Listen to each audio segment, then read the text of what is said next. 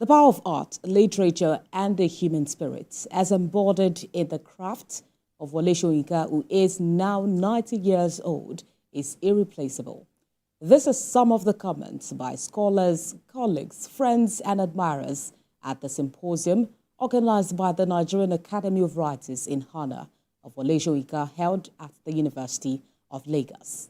Senior reporter Ayomide Ajegbe has more details in this report.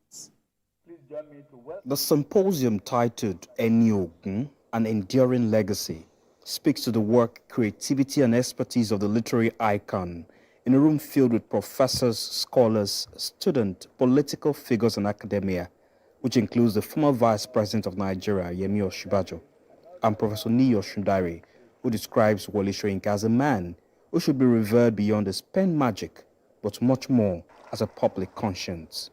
The Yorubas capture the alleged folly or futility of a public conscience in the proverb, Eniba fori efagmo koni jembe, meaning that the man whose head is used to crack the coconut will not be able to participate in the drinking of the coconut water, or the eating of the coconut. So Wole Soyinka has lived his 90 years on earth with a severe form of this affliction, which has often led to his breaking the coconut with his head, especially in the many cases where, in apparent acceptance of the impotence of the pen or the theatrical stage, he abandoned them and headed for the barricades himself. It is an indisputable fact that what we have here is the voice that is averse to indifference and antithetical to silence. A voice with profound grip on our national discourse, product of an impulse almost incapable of the sit-down look escapism.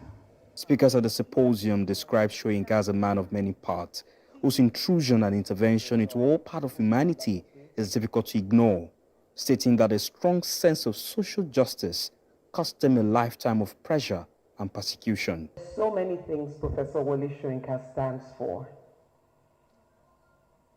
Not just his creativity, but the courage of his convictions. He has lived a great life.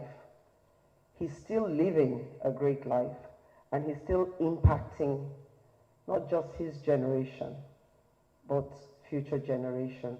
The symposium brings together activists, critics, colleagues, friends who identify with Wole Soyinka's works and are passionate about the values he adds to the society. His status as the first Nobel laureate, not just in this country, but the first black man to win the Nobel laureate for literature. And these are things that those that are in this generation may not even appreciate. For him, literature is not an egotistic affair. It is something that must be done in the service of the people. And every time, his literary works have always worked on the side of the people. Wole Soyinka, as a writer-fighter, with his abundant air, lanky frame, and lavish beard, speaks truth to power. And his literary work is a testament of not just his beliefs, but in a fight for justice. Ayomide Ajegbe, TVC News, Lagos.